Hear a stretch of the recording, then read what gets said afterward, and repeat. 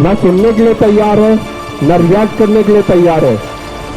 तो अब की जो मॉनसून का सत्र आ रहा है, तो हम भी सुनने के लिए तैयार नहीं है, हम भी रिएक्ट करने के लिए तैयार नहीं है। हम अपनी मैं आपके साथ चल करके संसद भवन में जाऊंगा, मैं आपको वादा करके जाता हूं।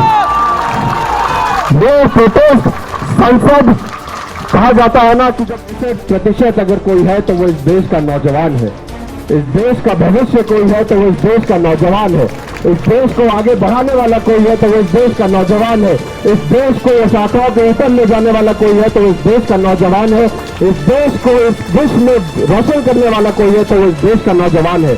उसी नौजवान की बात ये सरकार नहीं सुन रही। जो मेरी जगह संभाल लेगा, तो एक बहुत छोटे से दिए ने बोला मैं कोशिश कर सकता हूँ।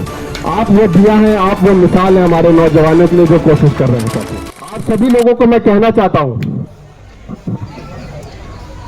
कि आज जो लोग नहीं जुड़ पा रहे हैं, आज जो लोग नहीं खड़े हो पा रहे हैं, एक समय आएगा जब आप सभी लोगों को खड़े होना पड़ेगा, मजबूरन चल करके आना पड़ेगा। क्योंकि 50 साल के बाद जब मौत आपका इंतजार कर रही होगी, तब आप पूछेंगे कि क्या उस समय हिम्मत दिखा दी होती तो शायद हमारी तकदीर कुछ और होती साथियों। तो आज आप सब लोग यहाँ पे खड़े हैं और बहुत से लोग हैं जो निरंतर यहाँ पे बैठ रहे हैं, खड़े हो रहे हैं, भूख हड़ताल पे बैठे हैं। मैं आप सभी लोगों का बहुत बहुत धन्यवाद देता हूं। हमारे बहुत ही रिस्पेक्टेड सोनम सर हैं यहाँ पे।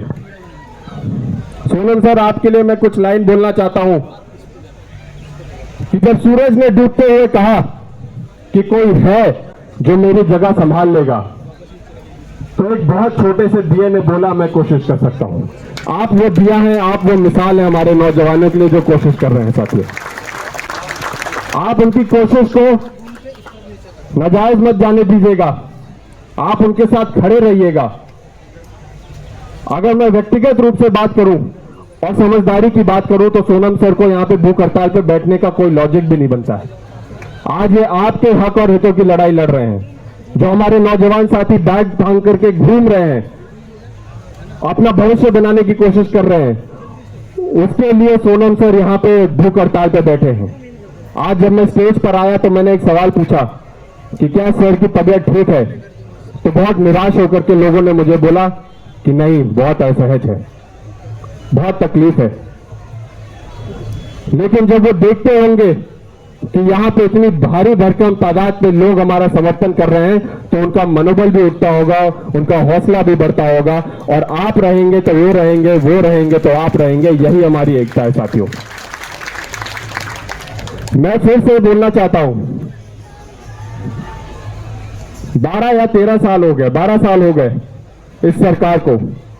90 से ज्यादा पेपर लीक, 1.5 करोड़ एस्पिरेंट्स और 1.5 करोड़ एस्पिरेंट के साथ कई करोड़ परिवार। एक एस्पिरेंट जब अपनी तैयारी कर रहा होता है, वो सिर्फ अपने सपने नहीं, अपने परिवार को भी के सपने को भी उजागर करने के लिए वो तैयारी कर रहा होता है। वो सिर्फ सपना उसका नहीं होता, उसके परिवार का भी वो सपना होता है। मैं खुद एक नौजवान सांसद होने के नाते जब मैं इलाहाबाद विश्वविद्यालय गया, लखनऊ विश्वविद्यालय गया और लगातार लोगों से, छात्रों से जो कई विभिन्न मुद्दों पर आंदोलन कर रहे हैं, उनसे मुलाकात करने का मैंने काम किया, तो मैं ऐसे ही एक छात्र के साथ बैठा था और मैंने उसकी कहानी सुनने की कोशिश की। हम सब यहां पर होंगे, मैं खुद एक बहुत प्रिविलेज बैकग्राउंड से आता हूं, लेकिन जब मैंने उसकी कहानी सुनी तब असलियत और एक निजी जीवन की कहानी हमको समझ में आती। उसने बताया कि उसके पिता किसानी खेती करते हैं। वो पहले अपना घर बार छोड़ करके, एक उम्मीद लेकर के एक बड़े शहर जाता है, एक बड़े शहर जाता है जहां पे उसका कोई नहीं, एक बड़े शहर जाता है जहां पे उसको संभालने वाला, उसको आगे बढ़ाने वाला कोई भी नहीं। वो वहां पे जाकर के वो रेंट भरता है, वहां पे जाकर के कोचिंग की फीस देता है। और मैंने पूछा, जब इतना खर्चा करते हो तो खाने पीने का भी खर्चा आता होगा? तो बोलता है, सर ये ऐसे खर्चे हैं जिससे मेरा जीवन चल जाएगा, खाने पीने में मैं कटौती कर लेता हूं, रात को भूखा ही सो जाता हूं, लेकिन प्रिपरेशन मैं अपनी नहीं छोड़ सकता। जब वो एग्जाम देने जाता है तो 50 किलोमीटर दूर उसका सेंटर दिया जाता है और 50 किलोमीटर दूर वो किराया भाड़ा दे करके सेंटर में जाके एग्जाम देता है और घर जब वापस लौट करके आता है तो उसके पिता पूछते हैं, क्या बेटा किसानी अब छोड़ देंगे, अब क्या हमारा जीवन भी सुधर जाएगा? तो बड़ी आशा और उम्मीद के साथ बोलता है कि जी पापा, अब की बार पेपर बहुत अच्छा गया है, अब की बार आपका बेटा नाम रोशन करेगा। लेकिन फिर पेपर लीक हो जाता है, फिर पेपर निरस्त हो जाता है और पूरे खानदान के, पूरे परिवार की आशाओं के और उनके सपनों में पानी बिखर जाता है। ये एक गरीब नौजवान की जिंदगी आज इस सरकार ने कर दी। तो मैं यही कहना चाहता हूं कि आप सभी लोग यहां पर मौजूद हैं। मैं विभिन्न जगह एस्पिरेंट्स अड्डा एक प्रोग्राम है मेरा, मैं अपने एस्पिरेंट से मिल रहा हूं, अपने नौजवानों से मिल रहा हूं और कई लोगों ने हमको कई पेपर से रिलेटेड इश्यूज दिए, चाहे वो नीट का मुद्दा हो, यूपीएससी का मुद्दा हो, आपके एसएससी का मुद्दा हो, पीसीएस का मुद्दा हो, टेट का मुद्दा हो। इतने सारे पेपर्स हमारे पास हैं, इतने सारे मुद्दे हमारे पास हैं, लेकिन आज 17वां दिन हो गया और कितने महीने हो गए, लेकिन ये सरकार सुनने का काम नहीं कर रही। ये सरकार यहां एक डेलीगेशन भेज करके वार्तालाप करने का भी काम नहीं कर रही। इस देश का 65% अगर कोई है तो वो इस देश का नौजवान है।